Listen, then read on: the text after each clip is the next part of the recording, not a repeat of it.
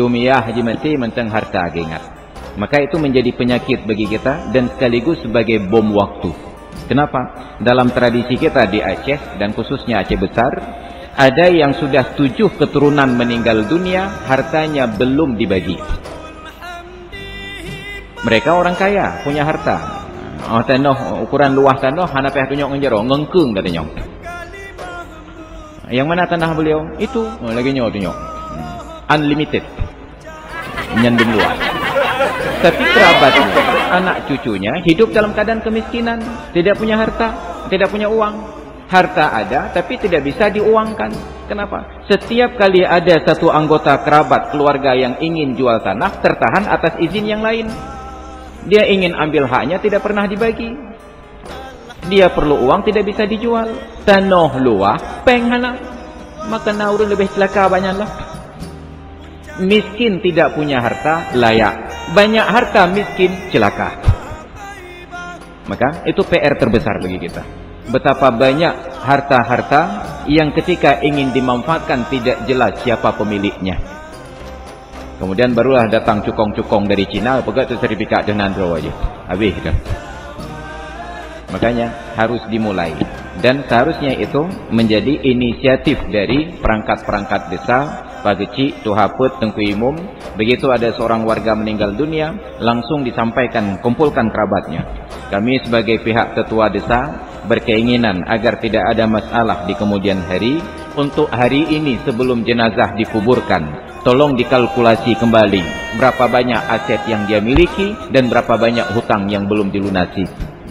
Oh hana pu Pak Geci, kamu hana ya primun tak hartanya. Kamu hana tak primun. Nyaka menyo tengah draw perut agaknya tak begah, menyo tengah duk bupu yang nak kira. Sampaikan, ini bukan persoalan perleh hana perleh. Ini persoalan hak. Berapa lapis kain kafan yang harus kita berikan kepada jenazah.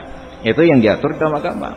Ternyata dalam masyarakat kita yang sangat religius, yang sangat agamis, yang belajar agama hampir setiap hari, bahkan orang-orang yang mengajar agama pun belum tentu jelas pada persoalan harta ini.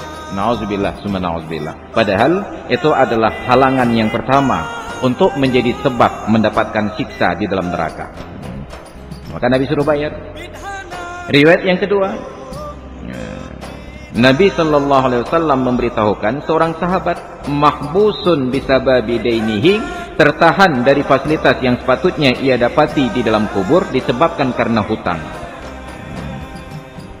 Nabi tanyakan, ketika ada beliau salat subuh, hadir jenazah.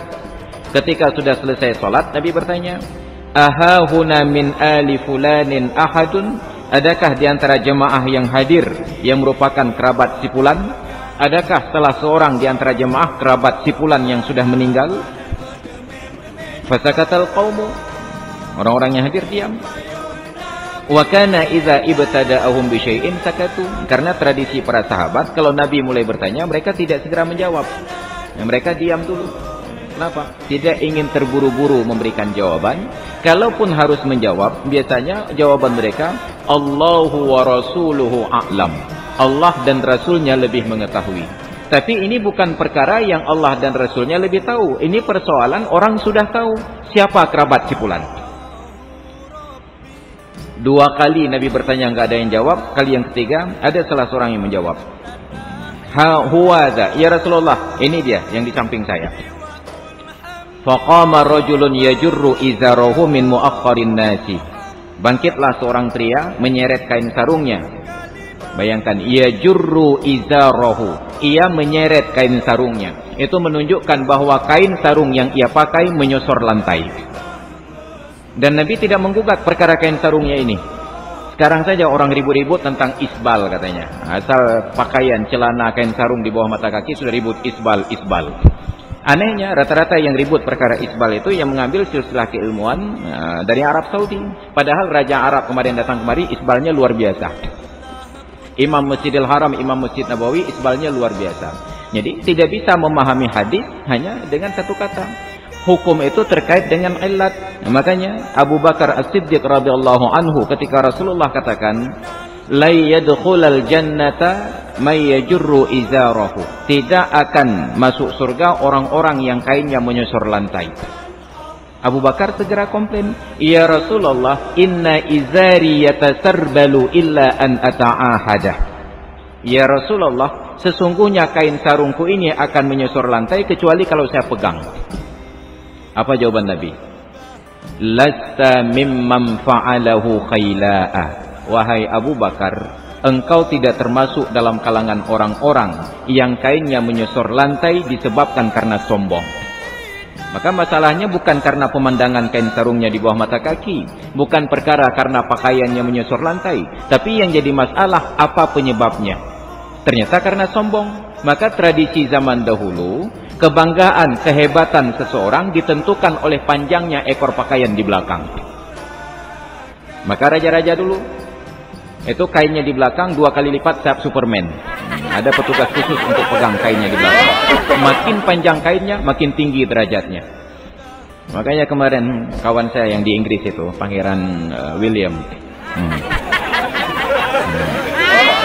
waktu kawin istrinya Kate Middleton, itu kan ada berapa orang yang seret kainnya di belakang. Kenapa? Semakin hebat seseorang, semakin panjang kainnya di belakang, makin banyak asistennya. Sedangkan sekarang keadaannya berbeda. Kalau terlihat ada orang pakai celana jeans kemudian menyosor lantai, itu bukan karena sombong, tapi tidak punya uang tambahan untuk dipotong. Beliau dulu kan begini, itu bukan ukuran orang Indonesia, apalagi orang Aceh, itu ukuran orang Barat. Sedangkan kita tingginya rata-rata 1 meter kotor. Leh dah beliau dulu napeng dum beliau dulu untuk koh upana berjutuk ke napeng. Maka orang yang pakai celana menyosor lantai sekarang bukan karena sombong, tapi karena kanker, kantong kering. Nampak bayu ini. Maka ilat hukum menjadi masalah, bukan persoalan tentang pemandangan. Maka jangan pernah menghakimi seseorang hanya berdasarkan penglihatan.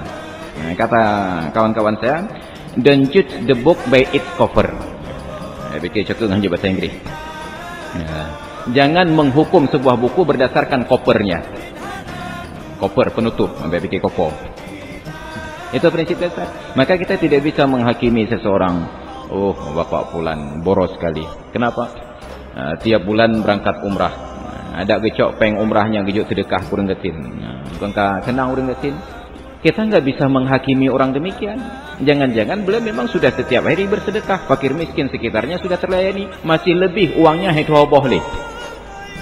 Daripada gejak Amerika, kalau lebih agak gejak Arab. Maka tidak bisa menghakimi seseorang hanya karena kita melihat ini pemborosan, ini mubazir. Belum tentu bagi kita mubazir, bagi beliau tidak. Maka setiap orang ada ukurannya. Jangan pernah ukur pakaian orang lain dengan badan kita. Nanti ada orang yang menilai, kasihan bapak itu kenapa? Orangnya ganteng, raya panjang, boleh dada, promoh ala kadar katanya. Tidak bisa. Kenapa? Karena bagi bapak tersebut nyokan yang promoh pulang pengnya. Jangan pernah menghakimi orang lain berdasarkan ukuran kita. Maka sebagai umat Islam kita diajarkan untuk berhusnudzan. Pria ini bangkit dari tempat duduknya di belakang saf sambil menyeret kainnya, menyosor lantai. Nabi tidak pernah menggugat tentang kainnya yang menyosor lantai. Apa yang Nabi katakan? Ma mana'aka fil marratainil awlayaini an takuna ajabtani. Apa yang menghalangimu untuk menjawab panggilanku pada 2 kali yang pertama? Yang ketiga kali baru kamu maju ke depan. 2 go kalau hoi pokong ke tengah. Nabi mempertanyakan, kenapa kamu tidak jawab pertanyaan saya ketika 2 kali yang pertama saya panggil? Tapi dia tidak perlu menjawab karena memang bukan ingin menjawab. Pertanyaan ini untuk menggugat, bukan untuk mencari jawaban. Nabi sudah tahu jawabannya, tapi beliau bertanya bukan untuk dijawab, hanya untuk menggugat sikapnya. Kenapa kamu tidak menjawab pertanyaan saya pada 2 kali yang pertama? Lalu dilanjutkan oleh Rasulullah, amma inni lam unawwih bismika illa li khairin. Saya tahu kamu itu kerabatnya, tapi tidak saya sebutkan nama kamu supaya kamu jangan dipermalukan. Merdeka kata gerok kata oh dia kalau bahasa kita. Saya sengaja tidak sebutkan nama kamu agar kamu tidak malu. Itu kata Nabi, itu adab beliau. Tidak ingin mempermalukan orang. Maka beliau katakan kepada pria ini, saudaramu yang meninggal tersebut dia sedang ditahan di dalam kubur disebabkan karena utang yang belum ia bayar. Fa in syi'tum, maka kalau kalian kerabat-kerabatnya mau, fafduhu, maka bayarlah hutangnya agar dia mendapatkan fasilitas yang layak. Wa in syi'tum, dan kalau kalian mau, fa'aslimuhu ila azabillahi, maka serahkan kepada Allah untuk disiksa. Terserah kepada kalian, mau tolong saudara kalian ini dengan melunasi hutangnya, atau serahkan kepada Allah untuk disiksa.